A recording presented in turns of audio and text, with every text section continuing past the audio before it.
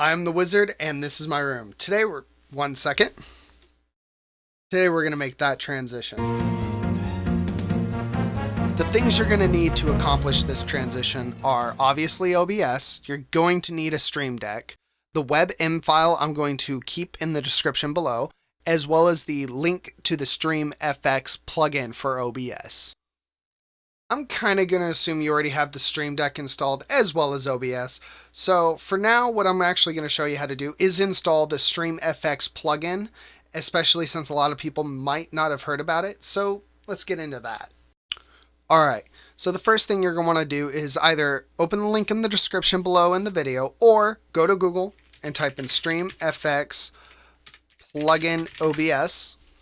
And it should be the very first thing at the top of the page. You're going to want to open that. Now, it's a little bit tough to kind of navigate through the OBS forum page. However, all you need to do is right here, go to download, click that, and it'll pop up a GitHub web page. Now, you're going to want to just scroll straight to the bottom and download the exe file that's highlighted right here.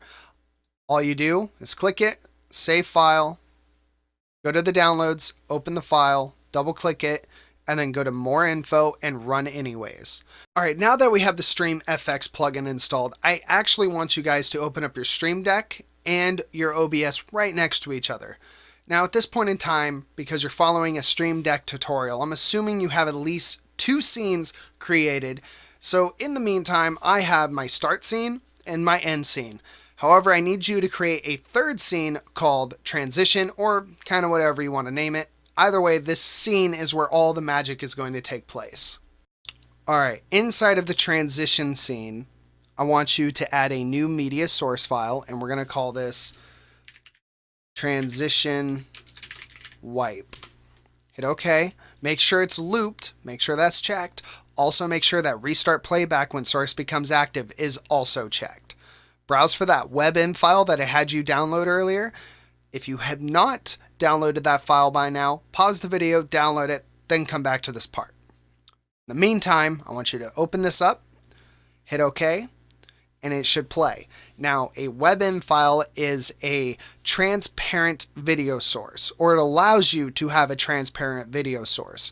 So right now what you're seeing is a green screen wipe in, while the black screen is the alpha channel or the transparent channel that is currently being taken away. So the very next thing we need to do is click the plus sign and add both our scenes. First, start with the end scene, the last scene we're going to pop on, which is this. The next thing, add another scene, which is our first scene, the starting scene. This is where everything starts, and then this is where everything ends. So now that we're inside of this scene, I want you to right click on the transition wipe source file that we created, hit filters. I want you to now add a color correction under effect filters to this file layer. Hit OK. Blow up the saturation, select color, and then under the HTML colors, I want you to type in 00FF00. Hit OK. Close it down. Now, this is where things kind of get where you'll start seeing it come together, how it's exactly supposed to be. I want you to right click on start. I want you to go to filters, and I need you to add a dynamic mask. Now this is where the StreamFX plugin takes effect, because this is only available through that plugin.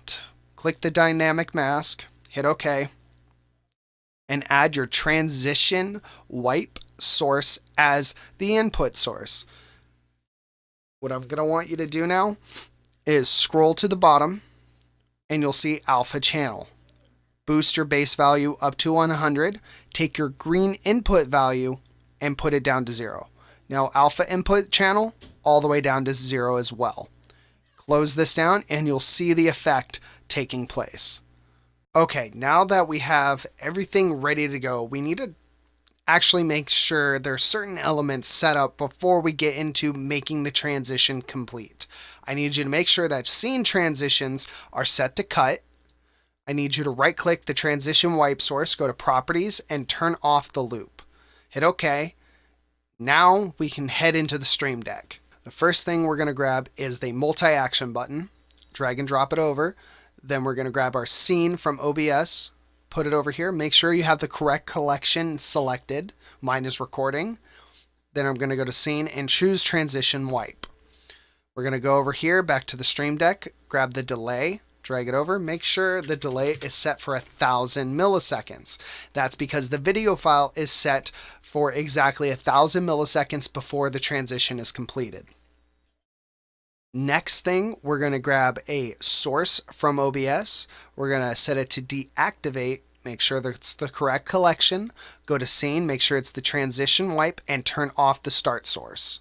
Okay, the very next thing we need to do is grab a delay and set it to 1 millisecond.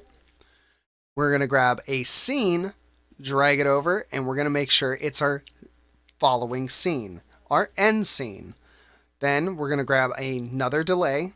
Make sure it's set to 1 millisecond. And then we're going to grab a source and we're going to set it to activate recording. Make sure it's the correct scene, which is our transition wipe, and turn back on the start scene. So when we go through that scene, it can replay through what it needs to play through. Boom. We have our scene set up. Getting ready to start your game scene or whatever you're doing, you hit the transition scene and boom, there you are. Automatically cuts over and no one's the wiser. Voila, that is the Radial wipe, or as I've been calling it, the Star Wars transition.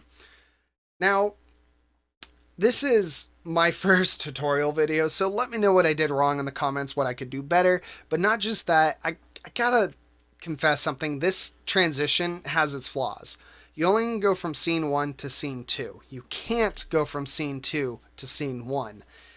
Unless you create another transition scene that has the layers in the opposite order of what we did them. So if you want to use this multiple times between multiple different scenes, you need to set those up. However, if you're ever going from scene 1 to scene 2, it will always work.